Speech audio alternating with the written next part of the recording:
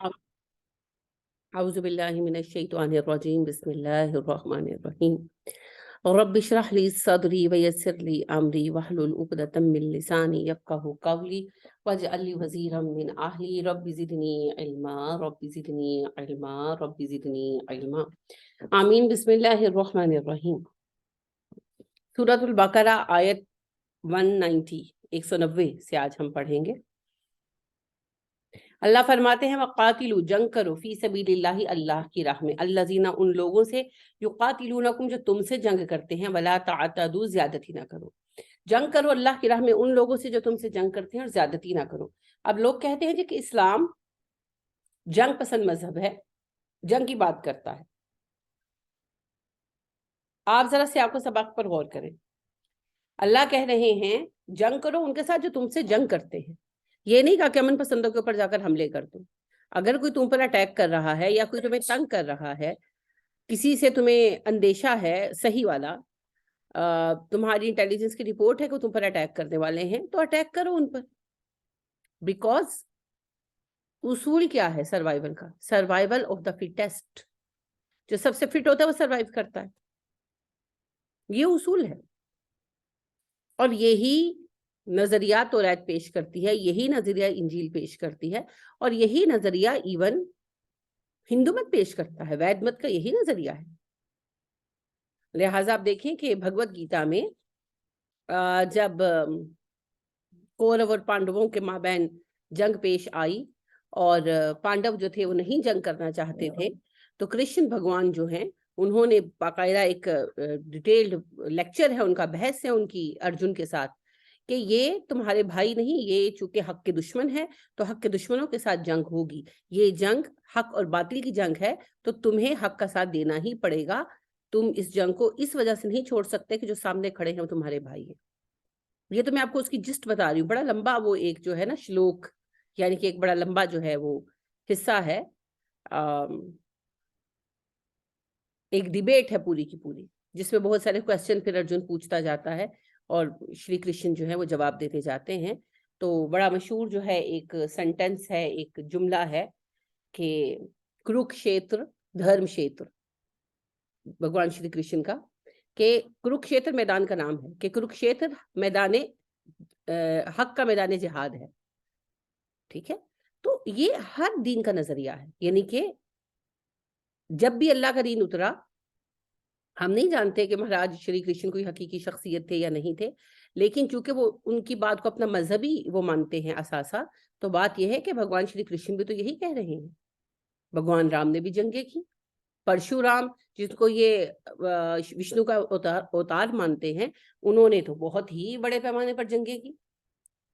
اصل بات یہ ہے کہ حق کو بھی قائم کرنے کے لیے حق کے دشمنوں سے کبھی نہ کبھی جنگ کرنی پڑے گی، محض التجاؤں کی بنا پر حق قائم نہیں رہ سکتا۔ تو یہ مطلب نہیں ہے کہ لوگوں کے گھروں میں گھس جاؤ، جا کے سب کو قتل کر دو، ختم کر دو، یہ تو اسلام کا اصول ہے ہی نہیں، بلکہ اسلام ہی نے تو جنگی قیدیوں کے اصول دیے، اسلام نے جنگ کی اصول دیے۔ اسلام سے پہلے جنگ کے کون سے قانون تھے؟ کوئی قانون نہیں تھے، عورتیں، بچے، بوڑھے، بیمار سب مارے جاتے تھے، اسلام نے قوانین دی۔ اور آپ جانتے ہیں نبی کریم صلی اللہ علیہ وسلم نے پوری ہمیں تفصیلی ہدایات دی ہوئی ہیں، جو ہتھیار پھینک دے اس کو نہیں مارنا، جو اپنے گھر کا دروازہ بند کر دے اس کو نہیں مارنا، جو عبادت گاہ میں پناہ لے لے اس کو نہیں مارنا، جو امان مانگ لے اس کو نہیں مارنا، بوڑھوں کو نہیں مارنا، بچوں کو نہیں مارنا، عورتوں کو نہیں مارنا، مذہبی رہنماؤں کو نہیں مارنا، معززین کو نہیں مارنا۔ صرف کن کو مارنا ہے؟ جو جنگ کر رہے ہیں، جو مقابلے پر کھڑے ہیں۔ لہٰذا جب مکہ ایون فتح ہوا اور قریش ایک بڑی قوت تھے، تو نبی کریم صلی اللہ علیہ وسلم نے اناؤنسمنٹ کر دی تھی، جو گھر کا دروازہ بند کر لے اس کے لیے امان ہے، جو ابو سفیان کے گھر میں پناہ لے لے اس کے لیے امان ہے، جو حرم میں پناہ لے لے اس کے لیے امان ہے، جو ہتھیار ڈال دے اس کے لیے امان ہے، عورتوں بوڑھوں بچوں کو ایسے ہی نہیں مارنا۔ تو کوئی کیجویلٹیز ہوئی نہیں، کوئی ہلاکتیں ہوئی نہیں، صرف 2-3 لوگ جو ہیں وہ مارے گئے۔ جس طرف سے خالد رضی اللہ تعالیٰ انٹر ہوئے مکہ میں، 4 طرف سے آپ صلی اللہ علیہ وسلم نے فوج داخل کی، 4 حصوں میں فوج کو بانٹا۔ ایک طرف سے خالد رضی اللہ تعالیٰ عنہ لیڈر تھے، کمانڈر تھے، تو خالد رضی اللہ تعالیٰ عنہ کے مد مقابل چند لڑکوں نے سرکشی کی، یعنی کہ انہوں نے مقابلہ کیا، تو خالد رضی اللہ تعالیٰ عنہ کو بھی کرنا پڑا اوبویسلی، لیکن ان میں سے 2 لڑکے مارے گئے، باقی سارے بھاگ گئے۔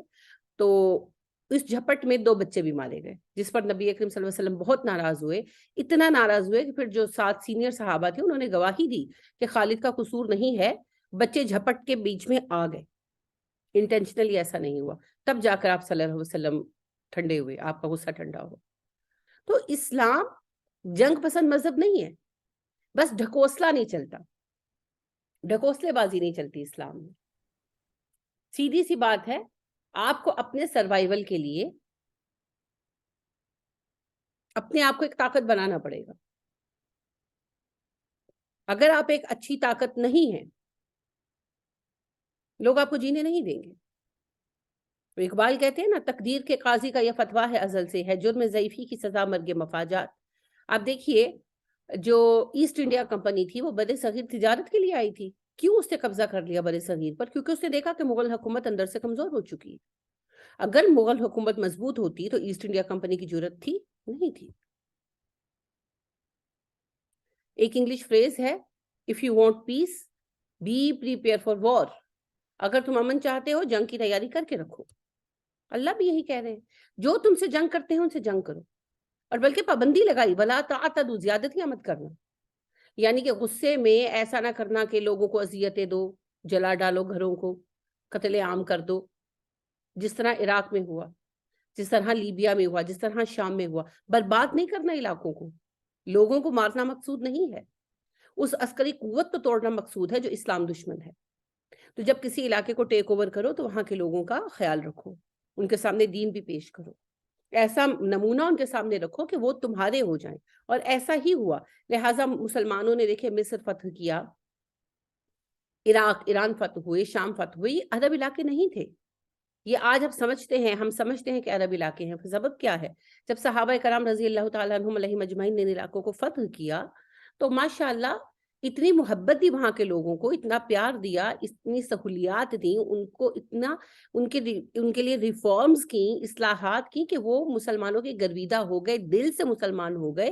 اور نہ صرف مذہب بلکہ تہذیب بھی عربوں کی اپنا لی، زبان بھی اپنا لی. تو آج ہمیں یہ لگتا ہے کہ سارے عرب علاقے ہیں. یہ عرب علاقے ہیں نہیں بیسیکلی. تو کسی علاقے کے ساتھ جنگ ہونا حالات پر منحصر ہے. یہ کیا اگر ہم پر حملہ کیا جائے گا تو ہم کیا کریں گے؟ التجا کریں گے. دیکھیں جب عراق پر حملہ ہو رہا تھا کتنا احتجاج ہوا تھا دنیا بھر میں، کتنا احتجاج ہوا تھا. مجھے یاد ہے کہ امریکہ کی سڑکوں پر، چھتوں پر لوگ لیٹ گئے تھے اور بچے اسکول نہیں گئے تھے. انہوں نے اسکول چھوڑا تھا، سب بچوں نے، زیادہ تر بچوں نے جو احتجاج کے لیے نکلے ہوئے تھے، اور انہوں نے بینرز اٹھائے ہوئے تھے کہ we will not go to the school because Iraqians are not going to their schools. یہ بینرز انہوں نے اٹھائے ہوئے تھے. اور اتنے لوگ تھے کہ تحد نظر، مجھے آج بھی یاد ہے کیمرہ پین جب انہوں نے کیا، تحد نظر لوگ ہی لوگ تھے، وہ سڑکوں پر اور چھتوں پر لیٹ گئے تھے. they blocked the roads. کیا نتیجہ نکلا؟ خود عراقی جو لوگ تھے انہوں نے بھی احتجاج کیا. حملے کا پتا تھا کہ اس ڈیٹ پر حملہ ہونا ہے، اناؤنس کیا جا چکا تھا. تو عراقی جو گلوکار تھے، اداکار تھے، انہوں نے بھی احتجاجی ریلیاں نکالی اور بھی لوگوں نے نکالی. لیکن اس سارے احتجاج کا نتیجہ کیا ہوا؟ کیا عراق پر حملہ رکا؟ حالانکہ جن کیمیکل ہتھیاروں کے دعوے کی بنا پر حملہ کیا گیا تھا وہاں سے ایک بھی نہیں نکلا. کوئی کیمیکل ویپنز وہاں موجود نہیں تھے، نتھنگ ایٹ آل. مگر عراق تو تباہ ہو گیا، برباد ہو گیا. کتنی ویلیو تھی عراقی کرنسی کی، رل گئی. یعنی معیشت تباہ ہو گئی نا، پوری قوم انہوں نے تباہ کر کے چھوڑ دی. اور تب سے اب تک عراق جو ایک ترقی یافتہ ملک تھا، ایک خانہ جنگی کا شکار ہے. تباہ کر دیا عراق کو، یمن کو تباہ کر دیا. یمن پر تو حملے کی وجہ بھی کوئی نہیں تھی، یمن کو تباہ کر دیا، شام کو تباہ کر دیا. کتنا احتجاج ہوا، کتنی مخالفت ہوئی، رکے حملے؟ نہیں رکے. تو پھر کیسے رکیں گے یہ حملے؟ یہ حملے رکیں گے جب آگے ایک ایسی طاقت کھڑی ہوگی جو ان کو روک سکتی ہوگی. پاکستان پہ حملہ کیوں نہیں ہوتا؟ کیونکہ پاکستان کی آرمی مضبوط ہے. پاکستان میں یہ جو آپ سیاسی تماشا دیکھ رہے ہیں، اور معاشی بھی، یعنی اکنامیکل بھی، کہ کیوں ہو رہا ہے؟ کیونکہ پاکستان کو ڈائریکٹ حملہ کر کے تباہ کرنا ان کے لیے ممکن نہیں ہے. ٹھیک ہے نا, ایٹم بم تو ہمارے پاس بھی ہے, خود تو ڈوبے کے سر ہم تم کو بھی لے ڈوبیں گے, پھر اینڈ یہی ہوگا. لہٰذا وہ پاکستان پر اٹیک نہیں کرتے. آرمی بھی مضبوط ہے نا, دنیا کی 10 بڑی آرمیز میں سے ہے. پیچھے بھی جو روس میں پوری دنیا کی آرمیز کی مشترکہ ہوئی ہیں مشقیں, تو پاکستان اس میں تیسرے یا شاید چوتھے نمبر پر آیا ہے. الحمدللہ آرمی ہماری آئی ہے. اچھا, اب پاکستان کی آرمی مضبوط ہے, پاکستان کی آرمی دفاعی اعتبار سے بھی مضبوط ہے. وار آف ٹیرر میں ہمیں جو بینیفٹ ملا وہ یہ ملا کہ ہماری آرمی کو وہ ساری ٹریننگز ان کو دینی پڑی جو بہت ہی امیڈیٹ ہیں, جو بہت نئی چیزیں ہیں, اور یعنی ظاہری بات ہے کہ اس سے آدمی اور مضبوط ہوتی چلی گئی. اب یہ پاکستان کو ڈائریکٹ اٹیک نہیں کر سکتے, نہیں کرنا چاہتے, کیونکہ پھر ہم تباہ ہوں گے تو وہ بھی تباہ ہوں گے. پھر اب کیا کریں؟ اس کا نتیجہ ہے یہ جو آپ کیوس سارا دیکھتے ہیں نا, یہ اس کی وجہ سے ہے کہ پھر اس کو انٹرنلی تباہ کر دیا جائے. انشاءاللہ اللہ اس سے بھی نکال دے گا. لیکن میں آپ سے کہنا یہ چاہتی ہوں کہ یہ جو بات کی جاتی ہے کہ پاکستان اسلام جنگ پسند مذہب ہے, نہیں جی, اسلام جنگ پسند مذہب نہیں ہے. توریت بھی یہی کہتی ہے, اللہ پاک کا باقاعدہ حکم موجود ہے توریت میں کہ جب تمہاری اپنے دشمنوں کے ساتھ لڑائی ہو تو ان کے مردوں کو قتل کر دو, ان کے عورتوں اور بچوں کو اپنا غلام بنا لو. اور ہندو مذہب کے تو آپ جانتے ہی, صرف ہندو جو ہیں وہ ہیں جی لاڈلے, باقی ساری قومیں جو ہیں وہ تو اچھوت ہیں, ان کو تو جینے کا حق نہیں. یا وہ غلام بن کر جیے یا ختم کر دو ان کو. تو بات یہ ہے کہ دنیا کے اندر سروائیو کرنے کے لیے طاقت کا ہونا ضروری ہے, جس کو کہتے ہیں طاقت کا توازن. اخباروں میں آپ اکثر پڑھتے ہوں گے کہ بر صغیر کے خطے کا طاقت کا توازن بگڑ رہا ہے. طاقت کا توازن کیا ہوتا ہے کہ کوئی اتنا طاقتور نہ ہو جائے کہ دوسرے کو کھا جائے. سروائیول کے لیے ضروری ہے بیلنس آف پاور باقی رہنا چاہیے.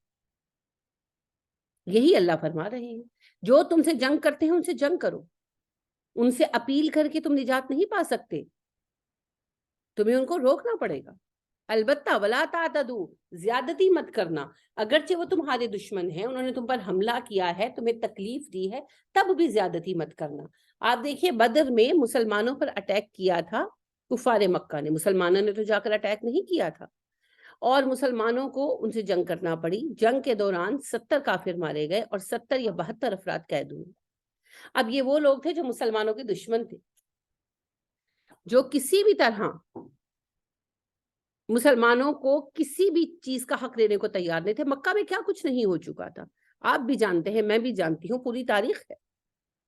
لیکن جب یہ لوگ قیدی بن کر ہاتھ آئے, اور یہ کیسے قیدی تھے؟ جنگی قیدی تھے, اٹیک کر کے آئے تھے مدینہ کے اوپر.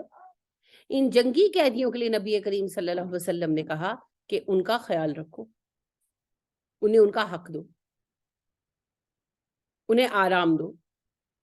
لہٰذا آپ صلی اللہ علیہ وسلم نے قیدی, قید خانہ تو اس وقت ابھی کوئی تھا نہیں, تو قیدی صحابہ میں ڈسٹریبیوٹ کر دیے کہ اپنے پاس جن کے گھر ذرا بہتر تھے, فیملی ذرا بہتر تھی, ان کو کہا کہ آپ قیدیوں کو اپنی کسٹڈی میں رکھیں.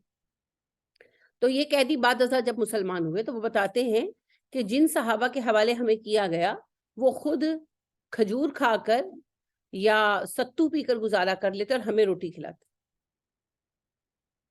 یہ ماشاءاللہ ان کو حقوق دیے گئے. کن کو؟ پریزنرز آف وارز کو, جنگی قیدیوں. حالانکہ عربوں کا عام دستور تھا کہ جنگی قیدی قتل کر دیے جاتے, رکھتے رکتے نہیں تھے, اور اگر رکھتے تھے تو بس غلام بنا کے رکھتے تھے. نبی کریم صلی اللہ علیہ وسلم نے انہیں آزادی کا حق بھی دیا, فدیہ دو, جاؤ چلے جاؤ. جو فدیہ نہیں دے سکتے تھے اور پڑھے لکھے تھے, انہیں کہا 10 بچوں کو پڑھا دو اور جاؤ. اب ظاہری بات ان کو پڑھنا لکھنا سکھانے میں کوئی 5-6 مہینے سال لگا, تو اتنا عرصہ ان کی پوری مہمانی کی گئی. تو زیادتی نہیں کرنی, کسی پر ظلم نہیں کرنا. ہم لوگ جنگی احکامات سے بڑا گھبرا جاتے ہیں کیونکہ شور بہت مچایا جاتا ہے نا. تو مجھے بتائیں, اگر آپ کے ملک پر حملہ ہو, اگر ہمارے ملک پاکستان پر اللہ نہ کرے حملہ ہو, تو ہم کیا کہیں گے؟ آدمی سے جنگ کرو, کہ کہیں گے نہیں نہیں بیٹھے رہو, جنگ نہ کرو؟ بہت غیر انسانی بات ہے. جنگ نہیں کرنی چاہیے، کیا کریں گے؟ انہیں کہیں گے نا جاؤ بھی لڑو، جنگ کرو جا کر، کیونکہ جو اٹیک کر کے آیا ہے، جو ہم پر حملہ آور ہو رہا ہے، ہم جنگ کیوں نہ کریں؟ ہمیں بھی تو اپنا دفاع رکھنا۔ ان اللہ، بے شک اللہ، لا نہیں، یحبو، پسند کرتا، المعتدین، حد سے بڑھنے والوں کو۔ اچھا دیکھیں، جنگ کی اجازت مل رہی ہے اور ساتھ مسلمانوں کو ڈپٹ بھی پہلے ہی کر دی گئی تاکہ وہ حد سے بڑھے ہی نہ، کہ جنگ میں حد سے مت بڑھنا۔ یاد رکھنا، میں حد سے بڑھنے والوں کو پسند نہیں کرتا، یعنی اگر جنگ میں تم نے ظلم و زیادتی سے کام لیا تو میں تمہارا ساتھ نہیں دوں گا، میری نصرت نہیں آئی۔ لہٰذا آپ مسلمانوں کی تاریخ اٹھا کر دیکھ لیں، مسلمانوں نے جب بھی علاقے فتح کیے لوگوں پر ظلم نہیں کیا۔ ہاں، مسلمانوں نے خود بہت کچھ سہا ہے، ابھی بھی سہ رہے ہیں۔ وَاقْتُلُوهُمْ، قتل کر دو انہیں، حیث، جہاں، ثقفتموہم، تم ان کو پاؤ، تم انہیں جہاں پاؤ وہاں قتل کر دو۔ یہ کیا حکم ہے؟ بڑی اس پر تنقید ہوتی ہے کہ مسلمانوں کی کتاب میں تو آیا ہے کہ کافروں کو جہاں پاؤ قتل کر دو۔ کیا مطلب ہے؟ کتنے کے کافر قتل کروائے نبی کریم صلی اللہ علیہ وسلم نے؟ بتائیں، اس کا کوئی مفہوم بتائیں نا، کوئی دماغ لڑائیں۔ کیا اس بات کا کیا مطلب ہے؟ کیا جہاں کفار کو دیکھتے تھے وہاں مار ڈالتے تھے صحابہ؟ نہیں نا۔ کفار مکہ، اس کے علاوہ بھی عرب میں کافر قبیلے تھے رہے، جو یہود تھے وہ تو مدینہ میں ساتھ رہتے تھے۔ پھر جہاں جہاں فتوحات ہوئیں وہاں کی رعایا عیسائی تھی، یہودی تھی، بت پرست تھی، آتش پرست تھی، مارا کسی کو جا کر صحابہ نے، قتل کیا۔ پھر اس حکم کا کیا مطلب ہے؟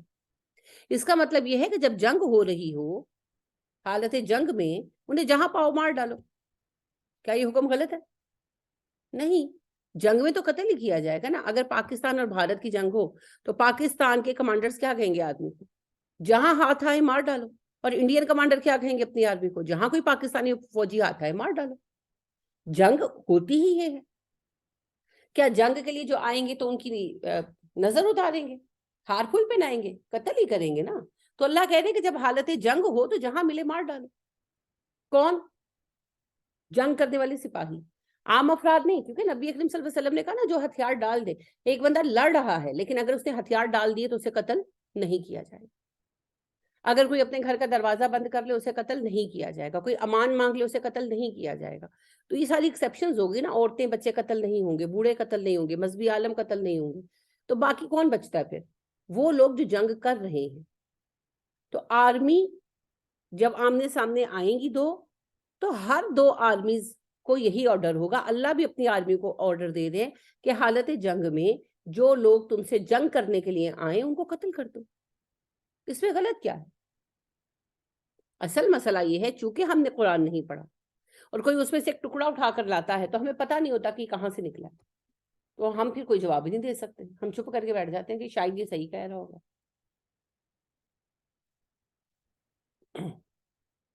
وَأَخْرِجُوهُمْ مِنْ حَيْثُ أَخْرَجُوكُمْ، نکال دو انہیں وہاں سے جہاں سے انہوں نے تمہیں نکالا۔ یہ کفار مکہ کے بارے میں بات ہو رہی ہے نا، یہ غزوہ بدر سے پہلے کی آیتیں ہیں۔ تو اللہ پاک نے کہا ان سے جنگ کرو یہاں تک کہ ان سے مکہ چھین لو۔ انہوں نے تمہیں مکہ سے ظلم کے ساتھ نکالا، تمہیں مکہ فتح کرنا۔ وَالْفِتْنَةُ أَشَدُّ مِنَ الْقَتْلِ، اور یاد رکھو کہ فتنہ قتل سے بڑا جرم ہے، فتنہ قتل سے بڑی چیز ہے۔ جنگ میں قتل ہوتا ہے نا، تو انسان کی جان لینا بہت بڑا گناہ، کسی بھی انسان کی، کسی انسان کی جان لینے کا حق دوسرے انسان کو نہیں، کسی کو نہیں۔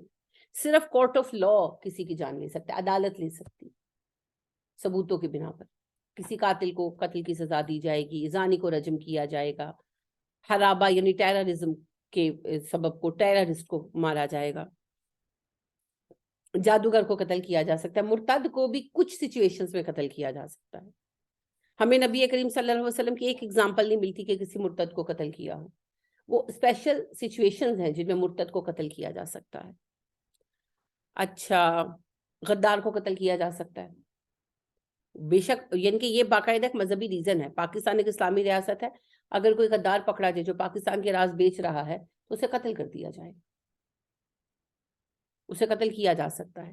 مگر یہ ساری سزائیں جو ہیں یہ کون دے گا؟ عدالت دے گی۔ عدالت میں جرم ثابت کرنا ہوگا، عدالت یہ ساری سزائیں دے گی، ٹھیک ہے؟ اور اگر فوجی ہے بندہ تو اس کا جو مقدمہ ہوتا ہے وہ فوجی عدالت میں چلتا ہے، اسے مارشل کورٹ کہتے ہیں، تو وہاں پر اس کا کورٹ مارشل ہوتا ہے. کورٹ مارشل ایک خاص ٹرم ہے، اس کا مطلب ہوتا ہے فوجی پر فوج کی عدالت میں مقدمہ چلنا. اگر کسی فوجی پر کوئی جرم ثابت ہو جائے تو اسے پھر سزا بھی فوج کے قانون کے مطابق دی جاتی ہے. اب اس کے سوا کوئی کسی کی جان نہیں لے سکتا. یہ جو ہم نے فیشن بنایا ہوا ہے نا، جس کو دل چاہتا ہے اٹھ کے مار دیتا ہے. یعنی کہ کوئی ڈاکو پکڑا تو مار مار کے مار دیا، کوئی چور پکڑا مار مار کے مار دیا. پچھلے دنوں تو کوئی سال ایک ہو گیا، اخبار میں نے پڑھا کہ کوئی چور پکڑا، لوگوں نے تو اسے زندہ ہی جلا دی. پتہ نہیں وہ بیچارہ چور تھا کہ ان کو لگا، اگر تھا بھی تو کسی کو حق نہیں. چوری کی سزا قتل ہے بھی نہیں.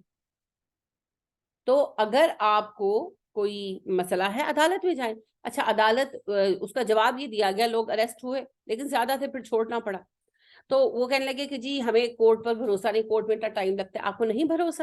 کورٹ میں کیس صحیح طریقے سے ڈیل نہیں ہوتے، انصاف نہیں ملتا. اب تک نظام بدلو کہ جنگل کا قانون بنا لینا، جس کو دل چاہے اٹھ کر مار دیں. اسی طرح آپ دیکھیں ختم نبوت، یہ توہین رسالت، ختم نبوت نہیں توہین رسالت کے مسئلے کو لے کر آپ دیکھیں کہ 2 قتل ہو چکے ہیں آپ کے یہاں. مردان یونیورسٹی کا لڑکا مارا گیا، ہجوم نے مل کر مار دیا. ثابت تو کریں کہ وہ گستاخ رسول تھا، ثابت کریں. کسی کے پاس کوئی ثبوت ہے؟ کوئی ثبوت نہیں. اور وہ جو بیچارہ سری لنکن مارا گیا وہ تو مسلمان بھی نہیں تھا. جو مسلمان ہی نہیں ہے آپ اس سے نبی کریم صلی اللہ علیہ وسلم کے بارے میں کیا بحث کر سکتے ہیں؟ وہ تو آپ کو نبی مانتا ہی نہیں، اس پر تو وہ فرائض عائد ہی نہیں ہوتے. اور پھر وہی بات کہ اس کا ثبوت کیا ہے. اور بعد میں بات آپ سب کو ہی پتا کیا نکلی تھی، وہ ان لوگوں کا انٹرنل کوئی مسئلہ تھا سیاسی، اور انہوں نے اس کی خاطر اس بندے کو مار دیا اور سبب رکھا توہین رسالت، اور پوری بھیڑ نے مل کر مارا. کس کو سزا دے؟ لیکن ایک بات یاد رکھیں، ناحق قتل ہوگا، اللہ سب کو سزا دیں گے. دنیا کی عدالت تو مجبور ہو سکتی ہے کس کو سزا دے، اللہ کی عدالت مجبور نہیں. نبی کریم صلی اللہ علیہ وسلم نے فرمایا، تمہارا رب ارشاد فرماتا ہے، یعنی یہ حدیث قدسی ہے، کہ اگر ایک مسلمان کے قتل میں آسمان و زمین کی سب مخلوقات شریک ہو جائیں گی تو مجھے اپنی عزت و جلال کی قسم ہے میں سب کو جہنم میں ڈال دوں گا. تو پہلی بات تو یہ ہے کہ ہر انسان کی جان محفوظ ہے، کسی کافر کی جان بھی ہم نہیں لے سکتے. جان لینے کی یہی 5-6 پرٹیکولر ریزن ہے: قتل کرنا، زنا کرنا، ٹیررسٹ ہونا، غدار ہونا، جادوگر ہونا، ڈاکو ہونا. ان چیزوں پر قتل کی سزا ہو سکتی ہے، مگر یہ سزا میں آپ نہیں دیں گے، یہ سزا کورٹ آف لا دے گا. اگر آپ کو کورٹ آف لا پر بھروسہ نہیں، مجھے بھی نہیں ہے، تو پھر کورٹ آف لا کو چینج کرو نا. پھر نکلو سڑکوں پر، پھر محنت کرو، پھر مارے کھاؤ، قرآن عام کرو، تحریک چلاؤ، انقلاب لاؤ، بدلو سارا کچھ. لیکن ہوگا یہ تھرو کورٹ آف لا. لہٰذا آپ دیکھیے صحابہ کرام رضی اللہ تعالیٰ عنہم علیہم اجمعین کے عہد میں، نبی اکرم صلی اللہ علیہ وسلم کے زمانے میں صحابہ بہت علم والے تھے، ہے نا. آپ ایک واقعہ مجھے لا کر سنائیں کہ کسی صحابی نے کسی بندے کو انڈیویجولی قتل کر دیا ہو، یہ قرار دے کر کہ یہ منافق ہے یا یہ گستاخ رسول ہے. یہ جو ایک بات بتائی جاتی ہے نا کہ حضرت عمر کے پاس ایک بندہ آیا اور کہنے لگا کہ مجھے آپ سے کیس کا فیصلہ کرانا ہے، تو عمر فاروق رضی اللہ تعالیٰ عنہ نے کہا کہ یعنی کہ کیوں؟ تو اس نے کہا کہ جی نبی صلی اللہ علیہ وسلم سے میں نے کروایا پر میرا دل نہیں اس پہ ٹھہرا، تو حضرت عمر نے اسے قتل کر دیا. یہ جھوٹی بات ہے، اس کی کوئی حقیقت نہیں، قطعی جھوٹی بات ہے. کبھی صحابہ نے اپنی مرضی سے کسی پر تلوار نہیں اٹھائی، کبھی نہیں. ہاں نبی صلی اللہ علیہ وسلم سے اجازت ضرور ایک بار حضرت عمر نے مانگی تھی کہ نبی کریم صلی اللہ علیہ وسلم غزوہ حنین کے بعد مال تقسیم کر رہے تھے، تو ایک بندہ جو تھا وہ اوبویسلی اس کے دل میں خرابی تو تھی کہ وہ کہنے لگا کہ اے اللہ کے رسول انصاف کیجیے. تو آپ نے کہا دشمن خدا انصاف میں نہیں کروں گا تو کون کرے گا. یعنی کہنے لگا وہ ظالم کہ انصاف سے بانٹے، آپ ڈنڈی مار رہے ہیں معاذاللہ. تو آپ نے کہا دشمن خدا میں انصاف نہیں کروں گا تو کون کرے گا. تو عمر فاروق رضی اللہ تعالیٰ عنہ نے کہا اللہ کے نبی صلی اللہ علیہ وسلم یہ منافق ہے، میں اس کا سر اڑا دوں. آپ نے کہا نہیں.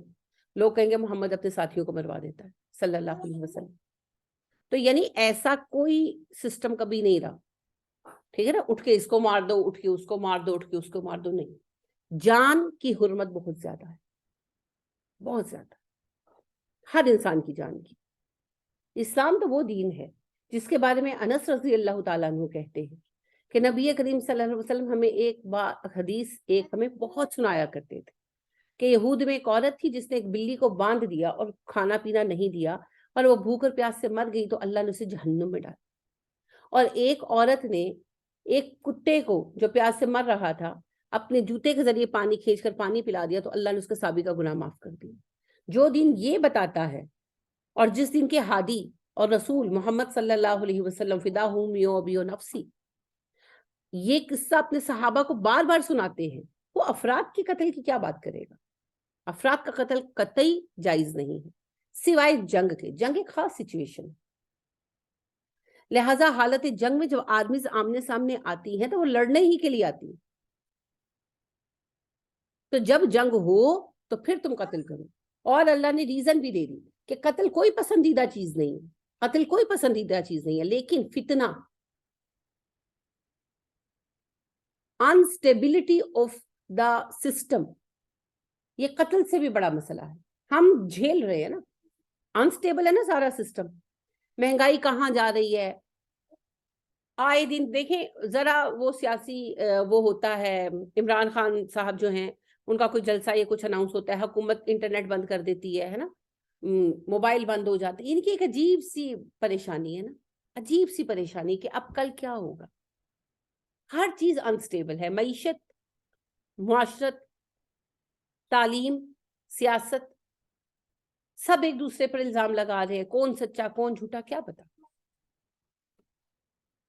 تو اس ساری سچویشن میں آپ دیکھیں کوئی ترقی کا کام ہو سکتا, کیسے ہو سکتا؟ تو قوم کی ترقی کے لیے, ملک کے استحکام کے لیے, دین کے قیام کے لیے, ہر چیز کے لیے سسٹم کا سٹیبل ہونا ضروری ہے. یہ جو انسٹیبلٹی آپ دیکھتے ہیں یہی فتنہ ہے, اور فتنے کی کوئی لمٹ نہیں. تو اللہ کریم نے کہا قتل پسندیدہ نہیں ہے, لیکن فتنہ پیدا کرنا قتل کر دینے سے بڑا جرم ہے. تو فتنے کے خاتمے کے لیے اگر جنگ کرنی پڑتی ہے تو جنگ ہوگی. ابھی آپ دیکھیں ہم نے وار آف ٹیرر جھیلی ہے, ٹیررسٹ تھے, کتنا خون خرابہ ہو رہا تھا نا, کیا فوجی ان کو قتل نہ کرتے؟ اچھا وہ پاکستانی بھی تھے, پیچھے سے چند ٹیررسٹ آؤٹ سائڈر ہوں گے, لیکن پھر جن کو بہکا کر شامل کیا گیا تھا وہ تو پاکستانی تھے, فیملیز بھی تھی ان کے ساتھ, بیوی بچے بھی تھے کئی جگہوں. اب سوال یہ ہے میرا کہ کیا فوجی ان کو نہ قتل کرتے, چھوڑ دیتے کہ پاکستانی یا نہیں مارو مت ان کو, تو پھر تو پاکستان آج کھنڈر ہو گیا ہوتا. یعنی آپ یاد کریں, آج سے 7 سال پیچھے جائیں اور آپ یاد کریں کتنے بم دھماکے ہوتے تھے, آلموسٹ آئے دن, اور ان میں کتنی اموات ہوتی تھی. ہر وقت ایک خوف کی فضا تھی, گھر سے جانے والوں کے آنے تک دل پریشان رہتا تھا کہ اب خیر سے آ جائیں سے.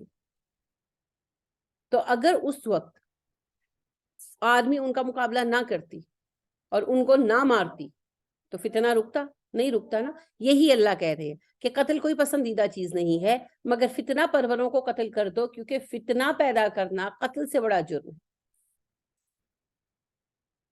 صحابہ نے تو اس کو پڑھا, ہم جھیل رہے ہیں, لہٰذا ہم بہتر سمجھ سکتے ہیں. ٹھیک ہے,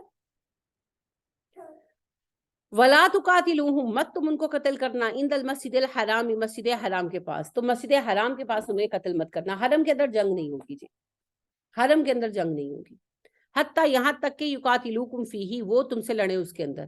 تم تب تک حرم میں ان سے جنگ مت کرنا جب تک کہ حرم میں تم سے نہ لڑیں. مطلب یہ ہے کہ ویسے حرمین میں جنگ نہیں ہوگی, نہ حرم مکہ میں نہ حرم مدینہ میں جنگ نہیں ہوگی. لیکن اگر کوئی حرم میں ہی گھس کر حملہ کر دے ہم پر, پھر کیا کریں؟ کہ جنگ نہیں کرنی ہم نے, یہ کریں گے.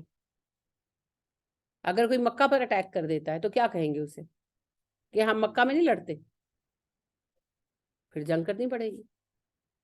لہٰذا کچھ ایسے مواقع آئے بھی ہیں. لہٰذا 1940 کے ایئر میں ہوا تھا, 41 میں ہوا تھا, اسی طرح سے کچھ کہ ایک گروہ تھا یمنیوں کا، جنہوں نے جو حج کرنے کے لیے آئے بظاہر، اور کعبے کے اندر جا کے کعبے کے دروازے بند کر کے ہتھیار نکال لیے، حاجیوں کو قیدی بنا لیا، تو پھر جنگ کرنی پڑی۔ اس کے سوا بھی کچھ موقع میں نے تو ایک مثال دی ہے۔ تو اگر کوئی مکے پر حملہ کر دے، یا اگر کوئی مدینہ پر حملہ کر دے، یا جو ہے وہ وہاں کسی بھی طرح سے اس طرح کی کوئی حرکت کرے، کوئی ایسی بدامنی کی صورتحال پیدا کرے، تو تب تو جنگ کرنی پڑے گی نا۔ تب ہم یہ نہیں کہہ سکتے کہ جی ہم تو یہاں نہیں لڑتے۔ فَإِن قَاتَلُوكُمْ فَاقْتُلُوهُمْ، اگر وہ تم سے وہاں لڑیں تو پھر انہیں وہیں ان سے لڑو۔ اگر حرم کے اندر ہی وہ جنگ چھیڑ دیں تو پھر تو جنگ کرنی پڑے گی۔ کذالک جزاء الکافرین، کافروں کا یہی بدلہ ہے۔ کیا بدلہ ہے جی کافروں کا؟ جب وہ جنگ کریں تو جنگ کرو، امن کے ساتھ رہنا چاہتے ہیں رہیں، جزیہ دیں، آرام سے رہیں، لیکن اگر جنگ کریں گے تو پھر جنگ ہوگی۔ فائن، پھر اگر انتہو وہ باز آ جائیں، فَإِنَّ اللَّهَ غَفُورٌ رَحِيمٌ، تو اللہ بخش دیتا ہے، مہربان ہے۔ اگر وہ صلح کی بات کریں، دیکھیں پھر آپ دیکھیں یہ احکامات ہیں جن کی بنا پر کہتے ہیں کہ اسلام جنگ پسند مذہب ہے۔ اللہ سبحانہ و تعالیٰ فرما رہے ہیں جنگ شروع ہوئی، تم نے جنگ میں ان کا مقابلہ کیا، وہ ہمت ہار گئے، اور انہوں نے تم سے صلح کی درخواست کی، تو صلح کر لو، معاف کر دو، کیونکہ اللہ معاف کر دیتا ہے، مہربان ہے۔ تم بھی معاف کر دو، تم بھی مہربان ہو جاؤ، کوئی بات نہیں، کیونکہ صلح بہتر۔ وَقَاتِلُوهُمْ، جنگ کرو ان سے، حتیٰ یہاں تک کہ لا تکونا، نہ رہے فتنہ، کوئی فتنہ باقی، ان سے تب تک جنگ کرو جب تک کہ فتنہ ختم نہ ہو جائے۔ مطلب یہ ہے کہ وہ ان کا زور ٹوٹے اور وہ تم سے صلح کی درخواست کریں تو اور بات ہے، تم پہل نہ کرو۔ کیوں نہ پہل کرو؟ کیوں نہ پہل کرو؟ تاکہ ان کی طاقت ایک دفعہ ختم ہو جائے، تب تک ان سے لڑو۔ دیکھیں رومنز کے ساتھ جنگیں شروع ہوئیں، پورا روم تو فتح نہیں کیا، ایک خاص لیول تک وہ لڑتے رہے، اس کے بعد جنگ قادسیہ کے بعد پھر ان کے پیر نہیں ٹکے، تو تقریباً آدھا روم فتح ہو چکا تھا جب انہوں نے صلح کی درخواست کی کہ ہمارے ساتھ صلح کر۔ تو پھر ان یعنی شرائط کے اوپر صلح ہوئی کہ جو علاقے مسلمانوں کے قبضے میں ہے وہ مسلمانوں کے پاس رہیں گے، اور امن کا معاہدہ ہو گیا تھا، تجارت، آنا جانا، مسلمانوں کو تبلیغ کی اجازت، یہ ساری چیزیں مل گئی تھیں، تو اس کے ساتھ جو ہے امن ہو گیا۔ لیکن رومنز کی جو ہے طاقت ٹوٹ گئی تھی، چھوڑ دو کچھ نہیں ہوتا، رومنز کی طاقت جو ہے نا وہ ٹوٹ گئی تھی، رومنز ایک زمانے تک سر نہیں اٹھا سکے، پھر رومن ہی طاقتور ہوئے، یہ بھی یاد رکھیے گا، ہم کمزور ہوں۔ مسلمانوں کی آپس کی خانہ جنگیوں کے نتیجے میں سلطنت چھوٹے چھوٹے حصوں میں بٹ گئی، اور انہوں نے دیکھا کہ اب تو ان کی اوقات نہیں ہے، تو انہوں نے ایک ایک کر کے ریاستوں کو نگل لیا، جیسے اب ہو رہا ہے، عراق گیا، ایران گیا، شام گیا، لیبیا گیا، ایک ایک کر کے کھا رہے ہیں، کیونکہ انہیں پتا ہے جب جنگ ہوتی ہے تو کہا جاتا ہے عراق کی جنگ ہے، ایران کی جنگ ہے، ہمیں کیا، یہی اس وقت ہوا۔ تو اللہ کہتے ہیں تب تک صلح مت کرو جب تک ان کی طاقت کو اچھی طرح توڑ نہ لو، تاکہ انہیں چین آ جائے۔ وَيَكُونَ، ہو جائے الدین دین للہ، اللہ کے لیے، اور دین اللہ کے لیے ہو جائے، یعنی تب تک جنگ کرو جب تک اللہ کا دین قائم نہ ہو جائے۔ اللہ کا دین کیسے قائم ہوگا؟ مسلمان علاقے میں امن و امان ہو جائے اور اللہ کا دین قائم ہو جائے، اور جو کافر ایریا ہے یا تو وہ فتح ہو جائے اور مسلمانوں کے زیر اثر آ جائے، اور اگر یہ نہیں ہوتا، فرض کریں بیچ میں ہی صلح ہو جاتی ہے، تو جو علاقہ ان کے ساتھ ہے، ان کے پاس ہے، جیسے روم کا ایک حصہ رومنز کے پاس رہا تھا، تو ان کے ساتھ صلح کر لیجیے، کرتے ہو تو ان شرائط پر کرو کہ وہاں تبلیغ ہو سکے، وہاں پر کام ہو سکے، دب کر صلح نہیں کرنی۔ تو جب تک اللہ کا دین قائم نہ ہو، خطرہ ختم نہ ہو، کافروں کی قوت نہ ٹوٹے، تب تک جنگ نہیں روکی جائے گی۔ شروع انہوں نے کی ہے، اب اسے کسی انجام تک پہنچاؤ، مل کر کے۔ فائن، پھر اگر انتہو وہ باز آ جائیں، فلا عدوانہ، تو زیادتی نہ کرنا۔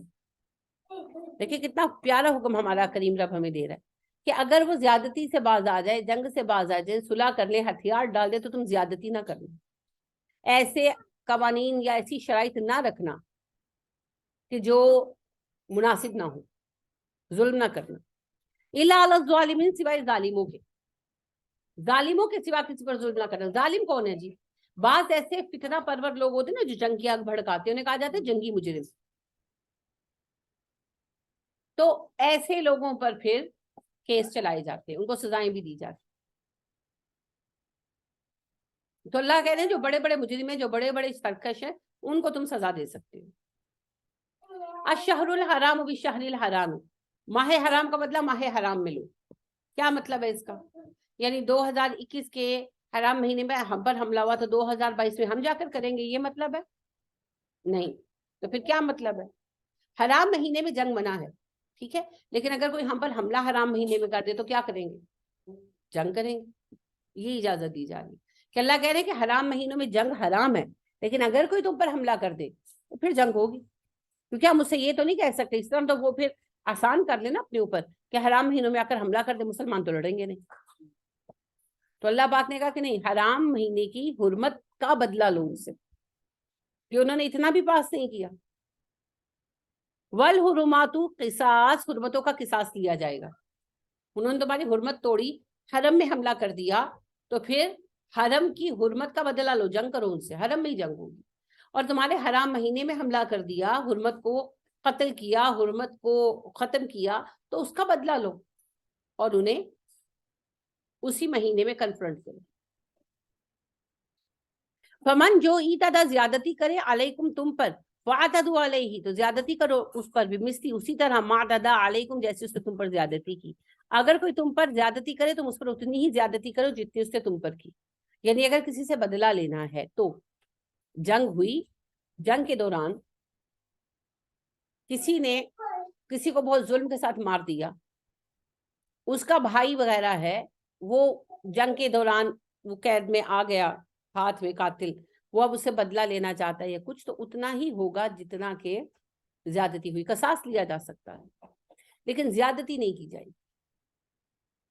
واتقوا اللہ، اللہ سے ڈرو. وَاعْلَمُوا أَنَّ اللَّهَ مَعَ الْمُتَّقِينَ، یاد رکھو اللہ متقین کے ساتھ ہے. یعنی اللہ کہتے ہیں مجھ سے ڈرو. جنگ کے وقت اختیار ہے نا، جو جیت رہا ہے اس کے پاس تو بہت اختیار ہے، لیکن اللہ کہتے ہیں نہیں، تم نے حد سے نہیں بڑھنا میرے خوف سے. اگر تقوی اختیار کرو گے تبھی میں تمہارا ساتھ دوں گا، ورنہ تمہیں چھوڑ دوں گا. آپ دیکھیں نا، جب یہ وار آف ٹیرر ہی چل رہی تھی تو ایک جگہ پر ٹیررسٹوں کے ہاتھ کچھ فوجی چڑھ گئے، 3-4 لڑکے تھے، تو انہوں نے انہیں مار کر الٹا لٹکا دیا، ان کی آنکھیں نکال دی، ان کے کان کاٹ دیے اور ان کے دل نکالیے، جینوئنلی جاہلوں کی طرح، ظالموں کی طرح. اور ان کی یہ لاشیں دیکھی نہیں جاتی تھی، بہت بری طرح مارا ان بیچاروں. لیکن جب وہاں آپریشن ہوا اور وہ ٹیررسٹ ہاتھ آئے تو فوجیوں نے تو یہ نہیں کیا. ٹھیک ہے، یہی اصول ہے.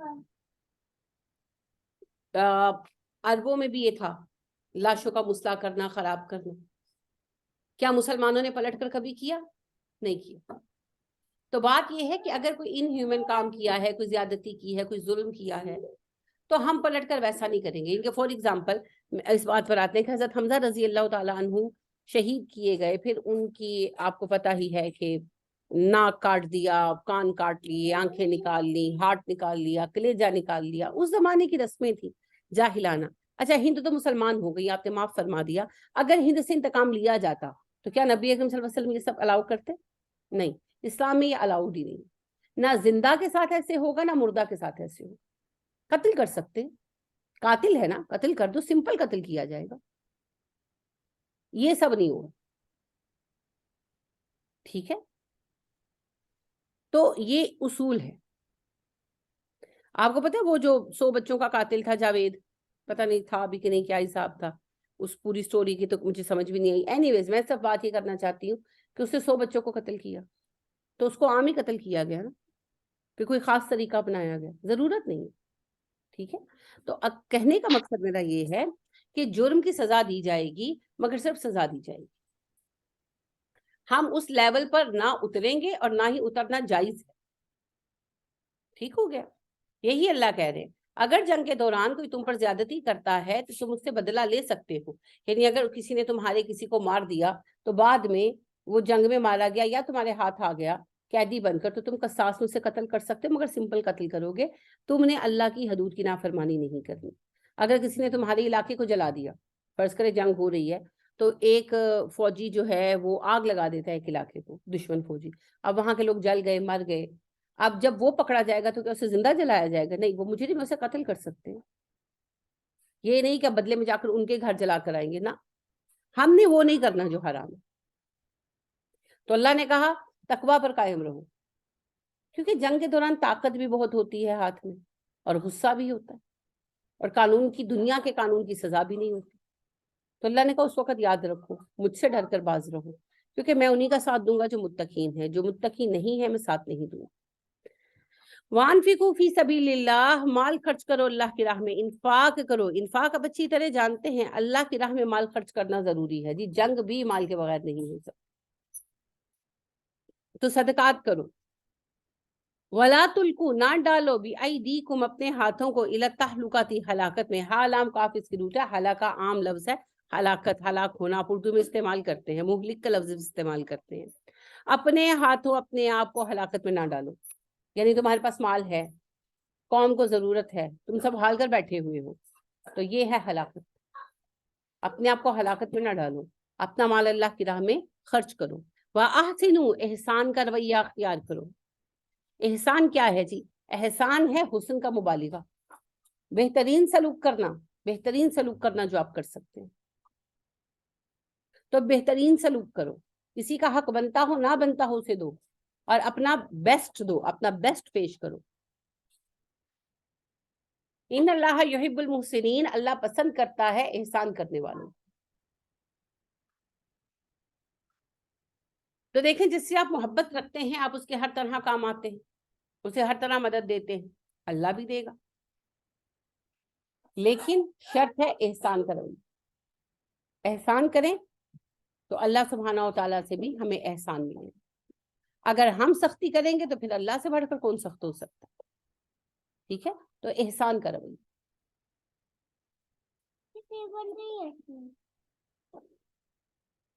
اللہ رب کریم ہمیں توفیق عطا فرمائے. احسان کے متعلق میں پہلے بھی عرض کر چکی ہوں کہ احسان ہے بہترین بات کہنا، بہترین رویہ پیش کرنا. احسان ہے صفا پر بیٹھ کر نبی کریم صلی اللہ علیہ وسلم نے جو کہا نا، آج میں تم سے سوال بھی نہیں کروں گا، جاؤ. احسان تو یہ، کوئی کیسا ہی رہا ہو، ہمیں اس کو نہیں، ہمیں خود کو دیکھنا. تو احسان کرنے والوں کو اللہ بہت پسند فرماتے ہیں، مگر اس کے لیے بڑا حوصلہ چاہیے. تو اللہ سے دعا کرنی چاہیے، اللہم اجعلنی من المحسنین، اللہ مجھے احسان کرنے والوں میں، محسنوں میں شامل کر. آمین. آج یہیں تک پڑھیں گے، اب آگے حج و عمرہ کا موضوع شروع ہو رہا ہے انشاءاللہ، اسے کل شروع کریں گے. تو آپ کا کوئی سوال ہو یا آپ کوئی بات کہنا چاہتے ہیں؟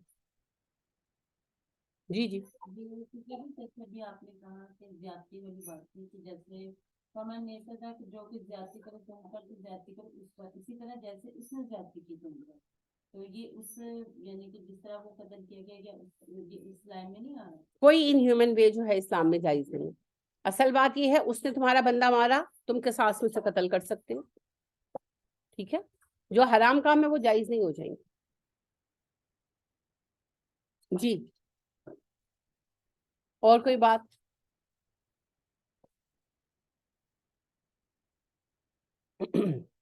سبحانک اللہم و بحمدک ونشہد ان لا الہ الا انت ونستغفرک ونتوب الیک. السلام علیکم ورحمۃ اللہ وبرکاتہ.